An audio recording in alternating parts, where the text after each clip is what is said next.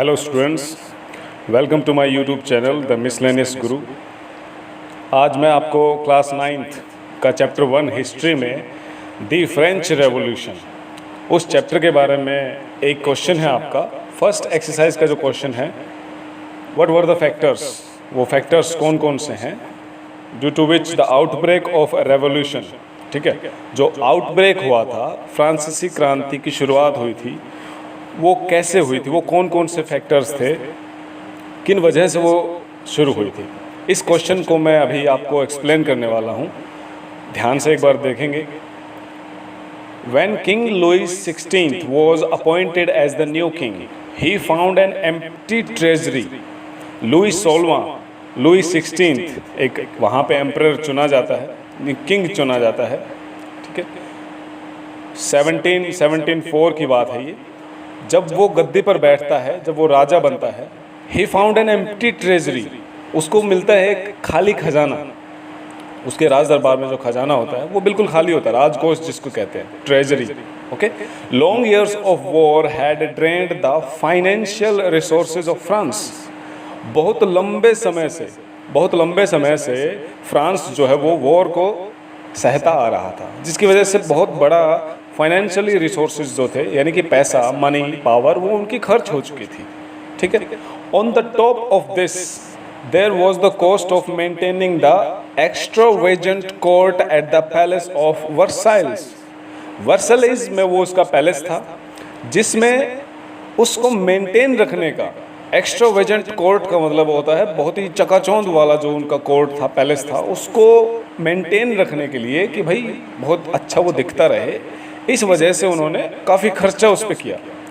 आगे है, France had helped the 13 American colonies gain their independence from the common enemy Britain जो कि France का कॉमन एनिमी था। फ्रांस ने 13 अमेरिकन कॉलोनीज की हेल्प की थी आज़ादी पाने में ब्रिटेन से, जो कि उनका एक कॉमन एनिमी था, दोनों का था। आगे है, the war added more than $1 billion of livres to a depth. Okay, war की वजह से लिवर्स, वहाँ की एक मुद्रा है, जैसे अपने यहाँ पे रुपया है, वहाँ पे लिवर्स थी उस समय पे। 1 बिलियन का मतलब होता है 100 करोड़, यानी कि 1 अरब हम बोल सकते हैं उसको। इतने ज़्यादा उन पे कर्जा आ गया था। That had already risen to more than 2 billion livres, जो कि ऑलरेडी 2 बिलियन 200 अरब, यानी कि 2 अरब उनके ऊपर खर्चा, जो कर्जा है वो हो चुका था। Lenders who gave credit began to charge 10% interest on loans, जो कि पैसा देने वाले थे लोगों को सहायता के लिए, वो भी इंटरेस्ट लेना भी शुरू कर देते हैं, 10% का वो लोन पर ब्याज लेना शुरू कर देते हैं। So the French government had to spend an increasing percentage of its budget on interest payments alone. अब जो भी खर्चा था उसको उठाने के लिए फ्रांस की जो गवर्नमेंट थी, वो केवल एक ही उनका मात्र सहारा रह गया था, इंटरेस्ट पेमेंट्स। ठीक है, जो भी उन्हें ब्याज पर जो पैसा मिलता था, उसकी वजह से वो अपने बजट को सुचारू रूप से चला सकते थे।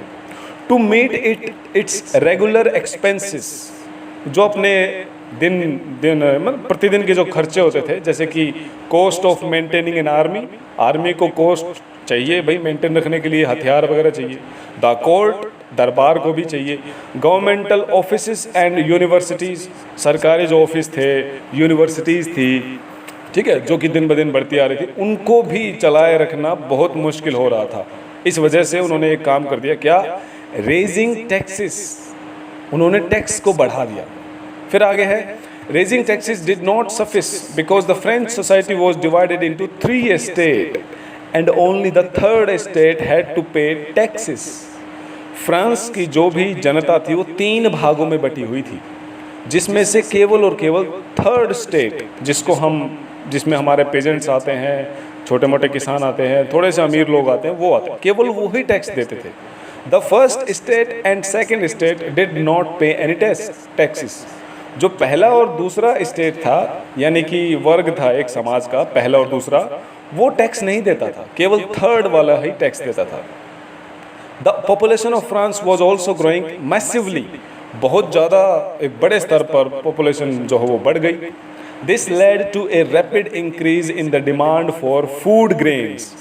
अब खाना, अनाज चाहिए था इतनी बड़ी जनसंख्या को, जो कि बहुत मुश्किल होता जा रहा था उन सबको देना। Production of grains could not keep pace with demand. अब प्रोडक्शन जो है वो जनसंख्या जैसी बढ़ी वैसे उसका ग्रोथ नहीं हो पाया, प्रोडक्शन नहीं हो पाया ग्रेन्स का, मुश्किल आ गई। So the price of bread, जो एक नॉर्मल ब्रेड होती है 10 रुपये की, अपने यहाँ पे 20 रुपये की आती है, वहाँ पर भी ऐसे ही 10 लेबर्स की आती थी, 5 लेबर्स की आती थी। एक छोटा आम किसान भी उनको खरीदने के लायक नहीं रहा, इतनी गरीबी वहाँ पे फैल चुकी थी। ठीक है, आगे है, most workers were employed as labourers in workshops. बहुत सारे जो लेबर्स थे वो वर्कशॉप्स में काम करने लगे। हुज ओनर्स वर फिक्स्ड, जिनके जो मालिक थे वो फिक्स्ड थे और उन्होंने फिक्स कर रखे थे उनके वेजेस, जो भी उनके खर्चे थे। जैसे कि भाई एक दिन में तुम्हें 100 रुपये मिलेंगे तो उसको 100 ही मिलेंगे, चाहे कितनी महंगाई बढ़ो या घटो, कुछ भी हो जाए तुम्हें 100 ही मिलेंगे। तो ऐसे उनका वेजेस तो फिक्स थे। But the wages did not keep pace with the rise in prices. जैसे जैसे महंगाई बढ़ी वैसे वैसे उनकी सैलरी नहीं बढ़ी। महंगाई हो गई 1000 रुपये का एक बोरी आता है जैसे कि गेहूं की, ठीक है, लेकिन उनकी सैलरी 100 रुपये ही रह गई, तो वो 1000 रुपये की बोरी कैसे खरीद पाएंगे एक महीने में? आप सोच के देखिए, ये दिक्कत आ गई। So the gap between rich and poor were widened होता चला गया, बढ़ता चला गया। अमीर और गरीब का जो एक दायरा था, एक गैप था, वो बढ़ता चला गया, जिस वजह से फ्रांस में एक जो थर्ड स्टेट था उसमें ही सब लोग आते हैं जो टैक्स पे करते थे। इन्हीं लोगों ने परेशान होकर एक मुहिम को छेड़ दिया।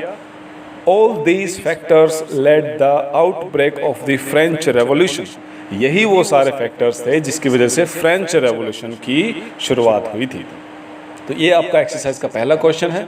आई होप सबने बहुत अच्छे से सुना होगा, सबने अच्छे से याद भी कर लिया होगा और समझ में भी आ गया होगा।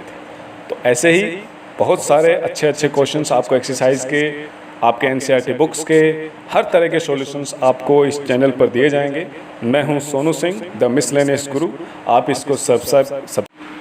इस चैनल को सब्सक्राइब कर लीजिए ताकि आपको सारे क्वेश्चंस के जवाब तुरंत मिल जाएं।